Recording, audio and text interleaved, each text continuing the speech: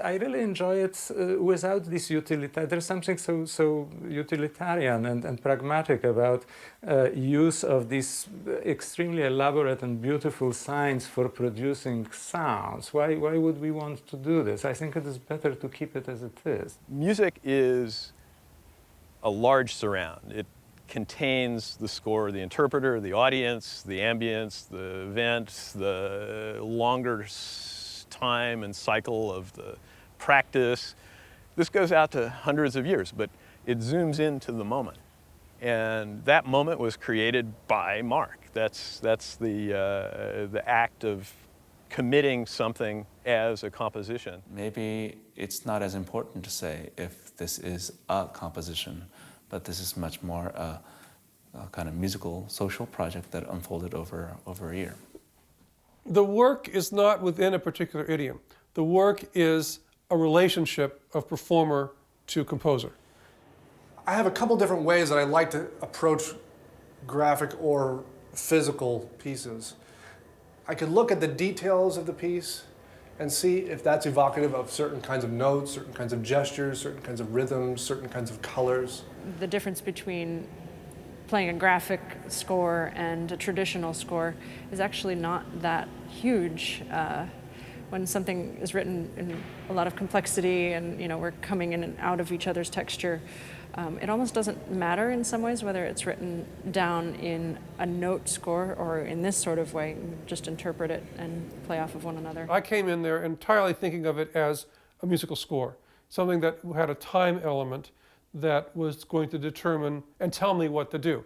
If you're a violinist and you're faced with something that has all these kinds of rectilinear forms that are piled up next to each other, that's something which is much harder to realize in musical terms right off. There's no doubt that every gesture, every note, if you will, any of the particles of the music that I played were connected to what I was looking at, because I never took my eyes off. One of the players, he got frustrated on this panel. He was going along fine. I think he was proceeding from left to right, I'm not certain. But at some point he came to this sort of like airplane-looking thing. And he didn't know what to do, so he interpreted that as take flight. And then he just left this panel entirely, and he ran around to another panel where he had some sort of idea. I think that's a perfectly appropriate interpretation of my piece. It seemed to say to me, you can really make the sounds that you want to make. There's an economy to his graphic work that I really like, and going into it you kind of feel like, oh, this is like a nice, tight, simple gesture. But when I'm in the moment with the piece, actually playing it, I found myself getting really wrapped up in those gestures, like actually following the lines emotionally in a way, and I'm a sweaty mess now. It's quite a risky enterprise in the sense that any given performance may be an absolute catastrophe from his point of view, but it may be a perfectly valid performance from the theoretical point of view.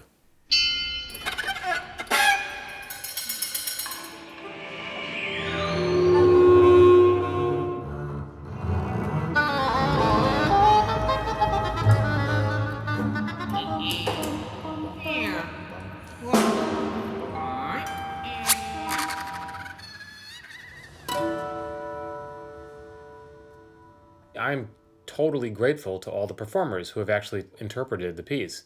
And to me, it's kind of weird that there's not a controversy about authorship, because they seem to be doing the heavy lifting.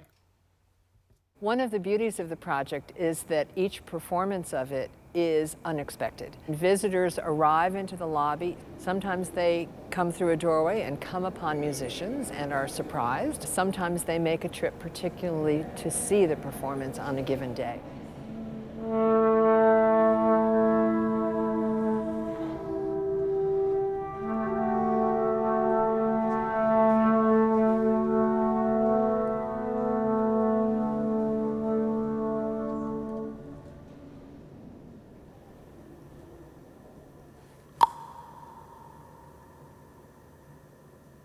The space is incredibly resonant.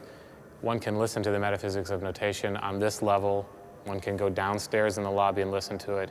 Of course, the players are moving around, the audience is moving around, and you have this tremendous reverberation time, which means that there's no one optimum, one best place to listen to the metaphysics of notation. And I think in a sense that corresponds to the fact that there's no one best place to look at the metaphysics of notation. You stand in front of a particular panel and then you have a great view of it, but then the pillars break up these panels and you lose the sense of some sort of horizontal continuity. Similarly, if you view any one particular panel, you don't have the sense that the panels, when arranged one above the other, have this kind of vertical continuity. Mark, since he's such a crazy nut, has put all of these horizontal and vertical correspondences into the work. You can pull out these things that show a great deal of care in how this work is going to be seen in a number of different guises. So the effort that would go into the sort of compositional pre-planning of a score seems to have been applied as well to the visual schemes. And so that somehow works visually in the same ways that it might work musically. These glyphs that we see here in panel 5, their origin is in panel 4, which, when placed exactly immediately above panel 5, line up exactly. So one of those dangling vertical bits in panel 4, in a sense, extends in this vertical dimension into this sort of... My daughter refers to this as the heart guitar, which is, I never saw that until she mentioned it. This is the Musketeer. This is the Minnie Mouse. This is the Mousetrap.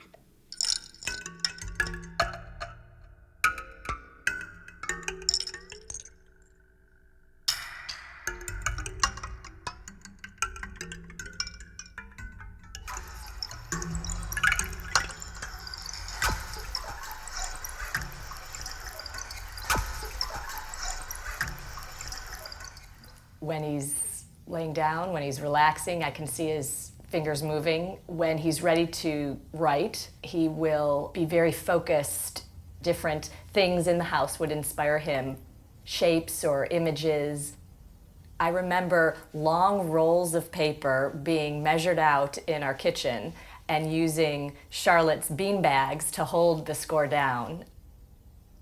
His sort of interest in the visual art is something that he does, is something separable from his music. This is obviously the finest example. I mean, Mark has been making paintings and other things for a long time, and, you know, I've been iffy on them, but, you know, this I actually like unreservedly.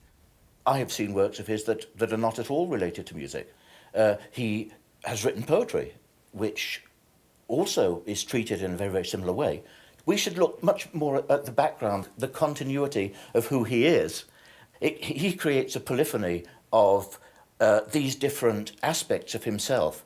And it would be a pity from the point of view of the rest of us if he ever came to a satisfactory end of the road in the dissonance which these things throw up. I think in some ways he is reflecting on what it means to be a composer, and having covered such an extremely wide and eclectic range of media and of intentions and of forces. I wonder if he's trying to make a fresh start or trying to take stock of what is maybe most essential to him in music making. Perhaps he defines that in some ways more as a social act than as a specifically aesthetic one. It's a guide with various answers and a lot of questions, because I think that also that spirit of questioning is something that's present in a lot of his work.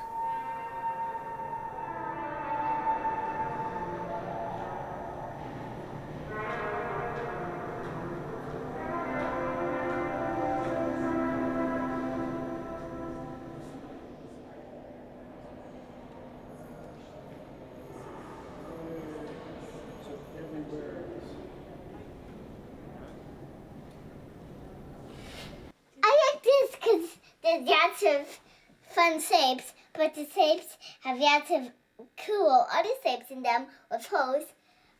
I like this because it looks like a rainbow. I like these two because they're airplanes and I like airplanes. I like all these shapes in squares, starting from big, getting smaller, and stay smaller until they reach the airplanes, still smaller until they reach the rainbow. And I like this because one's black and one's white. The copy of it is white. And the puzzle pieces of this is that part and circles and other things that are good shapes. Bye-bye.